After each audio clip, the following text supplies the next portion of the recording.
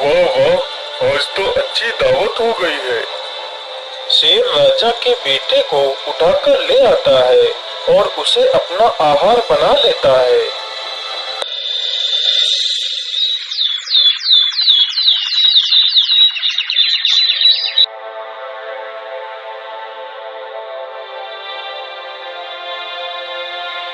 हाय हाय, मेरा बेटा कहाँ गया? मेरे बेटे को कोई चुरा कर ले गया है। महाराज, मेरे बेटे को ढूंढ लाइए, नहीं तो मैं भी अपने प्राण त्याग दूंगी। लेकिन महारानी जी, आखिर इस महल से बच्चे को कोई चुराकर कैसे ले जा सकता है? महाराज, मैं कुछ नहीं जानती, बस मुझे मेरा बच्चा लौटा दीजिए। ठीक है महारानी जी, आप शांत हो जाइए। सैनिकों, तुम लोगों के रहते हुए हमारा बच्चा गायब कैसे हो गया? जाओ और मेरे बच्चे को ढूंढ कर लाओ, नहीं तो तुम सबको फांसी पर चढ़ा दूंगा। फिर सारे सैनिक राज्य में घूम घूम कर सभी से पूछने लगते हैं। अरे घनश्याम भाई, राजा साहब का बच्चा तो कहीं नहीं मिला है। यदि वापस महल चलोगे तो राजा हमें फांसी पर अवश्य चढ़ा देगा। चलो कहीं दूसरे शहर भाग चलते हैं। यदि हम सही सलामत रहेंगे तो पैसे कहीं भी कमा सकते हैं। इतना सोचकर वह दोनों वहां से चले जाते हैं।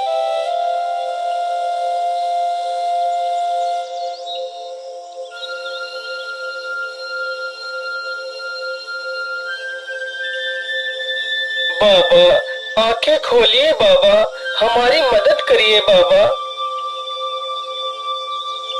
क्या बात है बेटा, कौन हो तुम और तुम्हें क्या मदद चाहिए? बाबा, मेरा नाम उन्नति राम है और मैं एक व्यापारी हूँ और यह मेरी पत्नी है।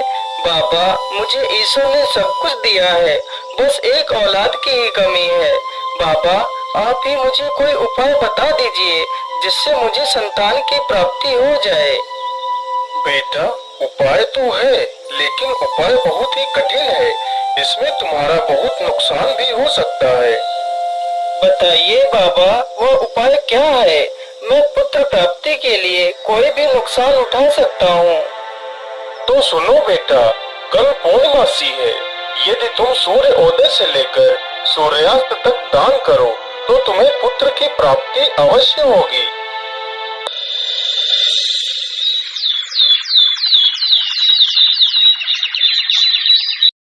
अगले ही दिन सुबह होते ही व्यापारी दान करने लगता है।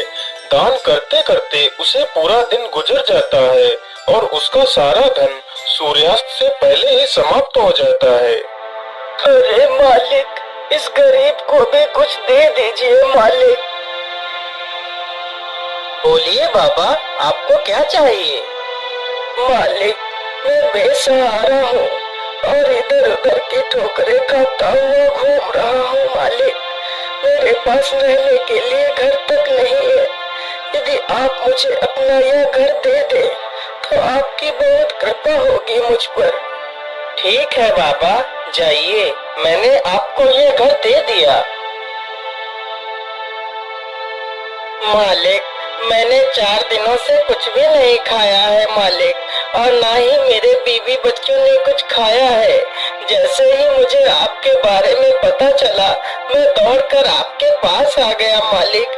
यदि आप मुझे 10 सोने की मुद्राएं दे दें तो मैं अपने परिवार का पेट कुछ दिनों के लिए पाल सकता हूँ। हे भगवान, अब मैं क्या करूँ? आखिर इसे 10 सोने की मुद्राएं कैसे दूं, जबकि मेरे पास तो कुछ भी नहीं बचा है। क्या करूं भगवान? क्या सोच रहे हैं मालिक? क्या आप मेरी मदद नहीं करेंगे मालिक? नहीं नहीं, मैं तुम्हारी मदद अवश्य करूंगा। चलो मेरे साथ, मैं तुम्हें 100 मुद्राएं देता हूँ।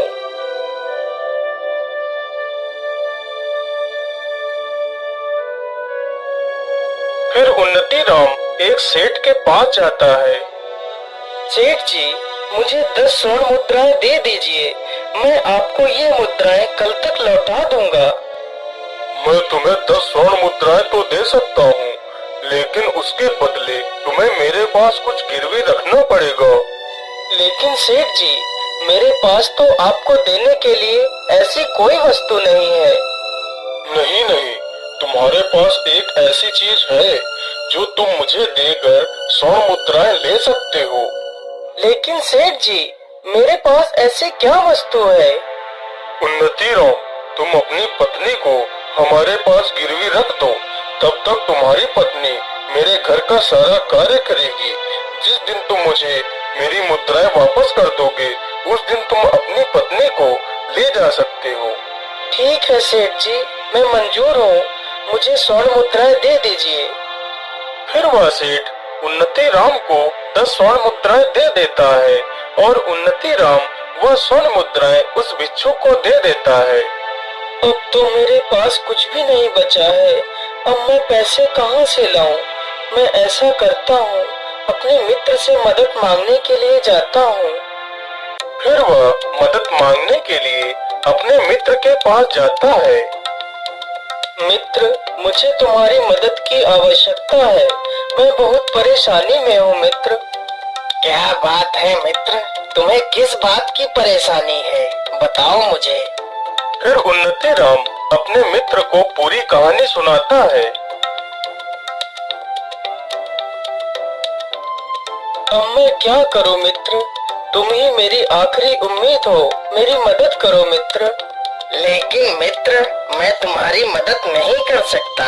इस बार व्यापार में बहुत ज्यादा घाटा हो गया है, जिसके कारण इस समय मेरे पास एक पैसा भी नहीं है।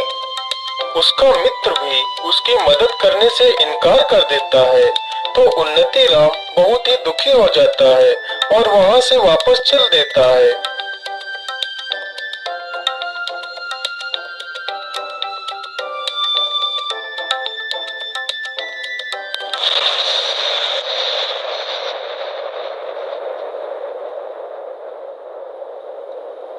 मुझे लगता है बहुत जोर का तूफान आने वाला है।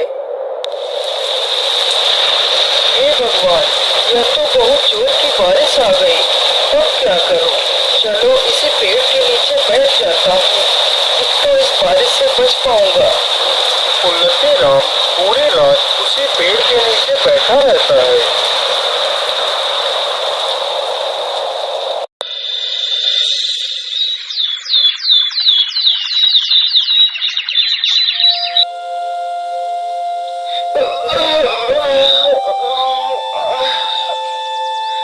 अरे सुबह तो हो गई, चलो चलता हूँ।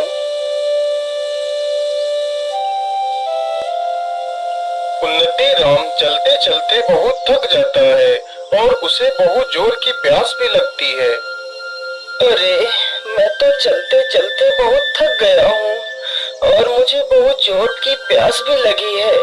मुझे लगता है वहाँ पर कोई कुआं है, चलो चलकर देखता हूँ। उन्नति राम कुएं के पास जाता है। उसी कुएं में रात के भयानक तूफान में फंसकर एक शेर और एक बंदर तथा सर्प और एक सोनार उसी कुएं में गिर जाते हैं। उन्नति राम जैसे ही अपना घड़ा डालता है, तभी शेर रस्सी को पकड़ लेता है। कौन है? कुएं के अंदर कौन है? किसने मेरे घड़े को पकड़ लिया है? छोड़ दो मेरा घड़ा। अरे मुसाफिर, मैं एक शेर हूँ। मैं रात के तूफान में इस कुएं में गिर गया था। यदि तुम मुझे बाहर निकाल लो तो तुम मुझसे जो भी मांगोगे मैं तुम्हें दे दूंगा। अरे नहीं नहीं शेर भाई, मैं तुम्हें बाहर नहीं निकाल सकता। कहीं तुम बाहर आकर मुझे खा गए तो? नहीं नहीं मुसाफिर, मैं तुम्हें खाऊंगा नहीं। कृपया कर मुझे इस कुएं से बाहर निकाल लीजिए। फिर उन्नति राम उस शेर को बाहर निकाल लेता है। हे मुसाफिर, मेरी जान बचाने के लिए मैं तुम्हारा बहुत बहुत धन्यवाद करता हूँ। मैं यहीं पास की गुफा में ही रहता हूँ। यदि तुम्हें कभी भी किसी प्रकार की मदद की आवश्यकता हो तो मेरे पास अवश्य आना। इतना कहकर शेर वहाँ से चला जाता है।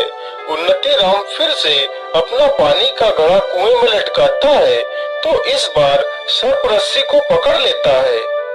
अरे अरे, कौन है कुएं के अंदर जिसने मेरा फिर से घड़ा पकड़ लिया है? हे मुसाफिर, मैं एक सर्प हूँ और मैं इस कुएं में आज रात को गिर गया था। कृपा कर मुझे इस कुएं से बाहर निकाल लीजिए।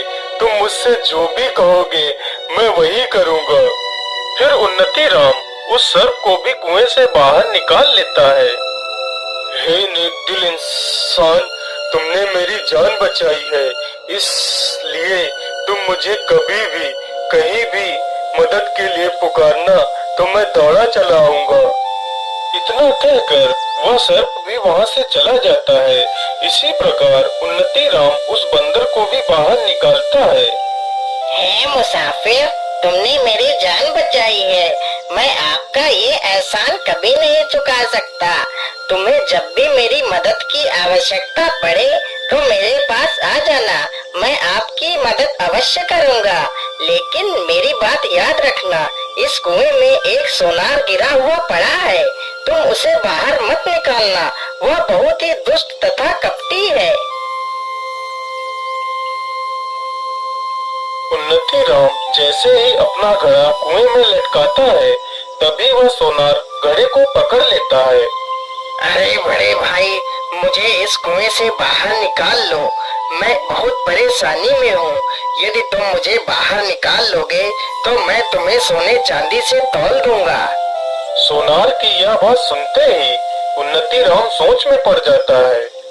मुझे पैसों की तो आवश्यकता है ही, क्यों न मैं इसे बाहर निकाल लूं, तो मेरी सारी समस्याओं का समाधान हो जाएगा। ठीक है, आप परेशान मत होइए, मैं अभी आपको बाहर निकाल लेता हूँ। फिर उन्नति राम सोनार को बाहर निकाल लेता है। अरे मूर्ख मुसाफिर, तूने उन दुष्ट जानवरों को पहले बचाया और मुझे बाद में, लेकिन फिर भी मैं तुझसे बहुत प्रसन्न हूँ। तुझे जब भी मेरी मदद की आवश्यकता पड़े तो मेरे पास आ जाना। मैं संभल नगरी में रहता हूँ। इतना बोलकर वह सोनार भी वहां से चला जाता है। फिर उन्नति राम उस कुएं से पानी निकालता है और पी लेता है। अब तो मेरी प्यास बुझ गई है। चलो ऐसा करता हूँ, पहले मैं मदद के लिए उस शेर के पास चलता हूँ। देखता हूँ आखिर वह शेर मेरी क्या मदद कर पाता है। मेरे मित्र ने तो मेरी मदद नहीं की, चलो इस शेर से ही देख लेता हूँ। इतना बोलकर उन्नति राम वहाँ से चल पड़ता है।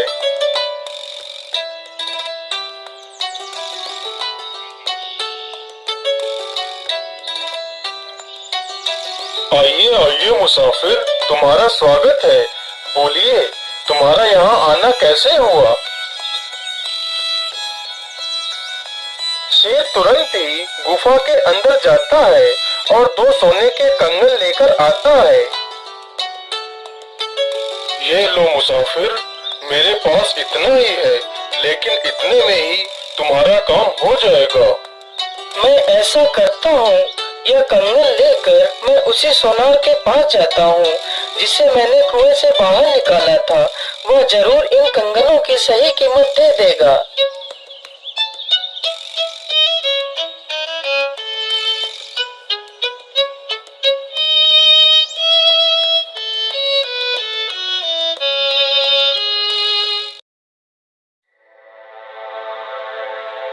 अरे बोलिए भाई, तुम्हारा यहाँ आना कैसे हुआ? अरे भाई, मैं ये कंगन बेचने के लिए आया हूँ। फिर वह सोनार उन कंगनों को ध्यान से देखता है। अरे ये कंगन तो राजा के पुत्र के हैं, जो पुत्र कुछ दिन पहले ही चोरी हो गया था। तो इसका मतलब राजकुमार को तुमने ही चुराया है। नहीं सोनार भाई, मैं चोर नहीं हूँ। यह कंगन तो मुझे उस शेर ने दिए हैं, जिसकी मैंने कुएं से जान बचाई थी। तुम झूठ बोल रहे हो।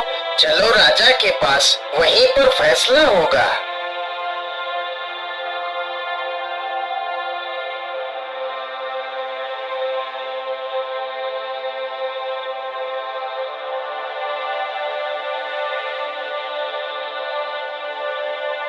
तुम्हारी इतनी हिम्मत कि तुमने मेरे बेटे को चुराया और उसके कंगन लेकर यहाँ बेचने आ गए। कहाँ है मेरा बेटा? महाराज, मैंने आपके बेटे को नहीं चुराया। ये कंगन तो मुझे एक शेर ने दिए थे। सैनिकों, यह ऐसे सच नहीं बोलेगा। इसे कारागार में डाल दिया जाए। सैनिक तुरंत ही उन्नति राम को जेल में बंद कर देते हैं।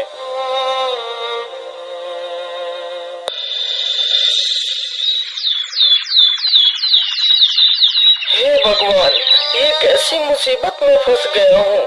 क्या करूँ, कैसे निकलूं इस जेल से? मैं ऐसा करता हूँ, अपने मित्र सर्प को बुलाता हूँ। जैसे ही वह उस सर्प का स्मरण करता है, तभी वहाँ पर वह सर्प आ जाता है।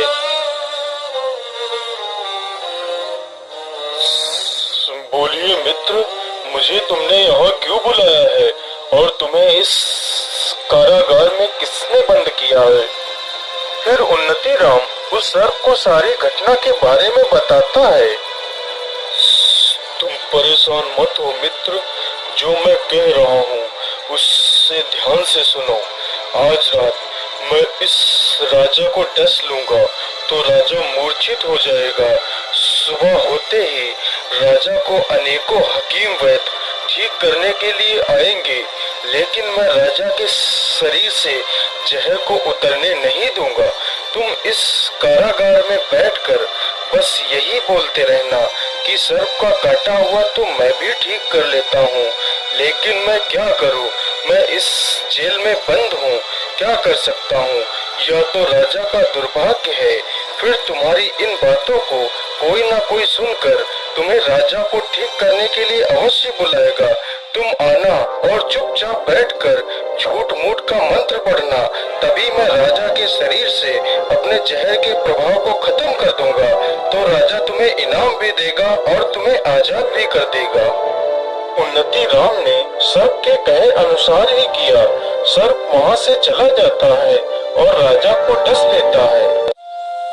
सुबह होते ही पूरे राज्य में हंगामा मच जाता है। कई प्रकार के वैद्य डॉक्टर सब आते हैं, लेकिन राजा को कोई ठीक नहीं कर पाता है।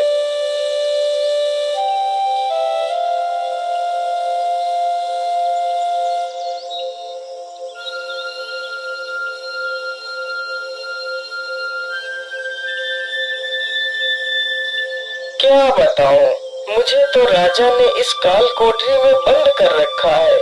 नहीं तो सांप का काटा हुआ मैं 2 मंत्र फूंकते ही ठीक कर देता हूँ, लेकिन क्या करूँ? यह तो राजा का दुर्भाग्य है कि मैं इस जेल में बंद हूँ। उन्नति राम की ये सारी बातें रानी की दासी सुन लेती है। महारानी जी, राजा साहब ने जिसे जेल में बंद कर रखा है वह सर्प का काटा हुआ ठीक कर लेता है। मैंने अपने कानों से सुना है। सैनिकों, जाओ और उस कैदी को मेरे पास लेकर आओ। महारानी जी, क्या बात है? आपने हमें क्यों बुलाया है? मैंने तुम्हारे बारे में सुना है कि तुम सर्प से डसे हुए इंसान को ठीक कर लेते हो। हाँ महारानी जी, मैं ठीक कर लेता हूँ। मैं तुमसे प्रार्थना करती हूँ, तुम मेरे पति को बचा लो। मैं तुम्हें अपना आधा राज्य दे दूंगी और तुम्हें आजाद भी कर दूंगी। मैं तुम्हें वचन देती हूँ, कृपया जल्दी से महाराज को ठीक कर दीजिए। मेरी आखिरी उम्मीद तुम्ही से है। महारानी जी, आप परेशान मत होइए, मैं अभी राजा साहब को ठीक कर देता हूँ। फिर उन्नति राम अपनी आंखें बंद करता है और झूठ मूठ का मंत्र पढ़ने लगता है। तभी सर्प राजा के शरीर से अपने विष के प्रभाव को खत्म कर देता है। अरे, इस चोर को बाहर किसने आने दिया? महाराज, ये कोई चोर नहीं है, इसने तो आपकी जान बचाई है। फिर महारानी राजा को सारी घटना के बारे में बताती है और उन्नति राम को अपना आधा राज्य दे देती है। मैं ऐसा करता हूँ कि 10 स्वर्ण मुद्रा ले लेता हूँ और अपनी पत्नी को ले आता हूँ, लेकिन उससे पहले मैं अपने मित्र बंदर से भी मिलता हुआ चला जाऊंगा।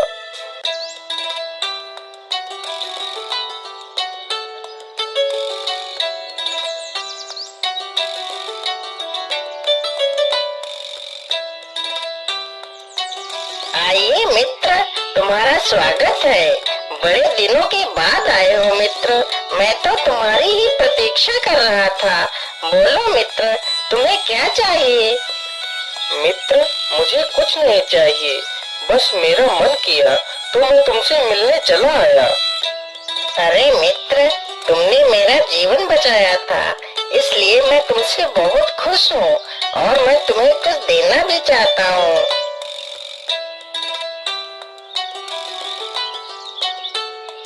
फिर बंदर 2 फल लेकर आता है।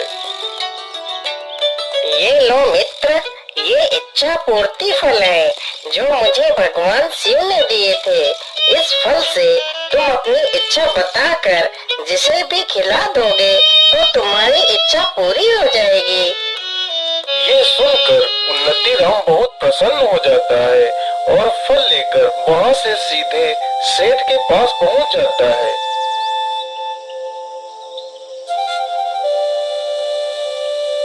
ये लीजिए सेठ जी, अपनी 10 स्वर्ण मुद्राएं। हे इच्छा पूर्ति फल, तुम इस सेठ को एक मुर्गी बना दो। सेठ जी, आज मैं अपनी पत्नी को वापस पाकर बहुत खुश हूँ और इसी खुशी में मैं आपका मुंह मीठा कराना चाहता हूँ। ये लीजिए, फल खाइए। हाँ हाँ, क्यों नहीं, लाइए मुझे फल दीजिए। सेठ जैसे ही वह फल खाता है, वह एक मुर्गी बन जाता है। हे इच्छा पूर्ति फल, मुझे मेरी पत्नी से एक सुंदर सा पुत्र चाहिए। ये लो चंद्रप्रभा, तुम इस फल को खा लो। जैसे ही चंद्रप्रभा उस इच्छा पूर्ति फल को खाती है,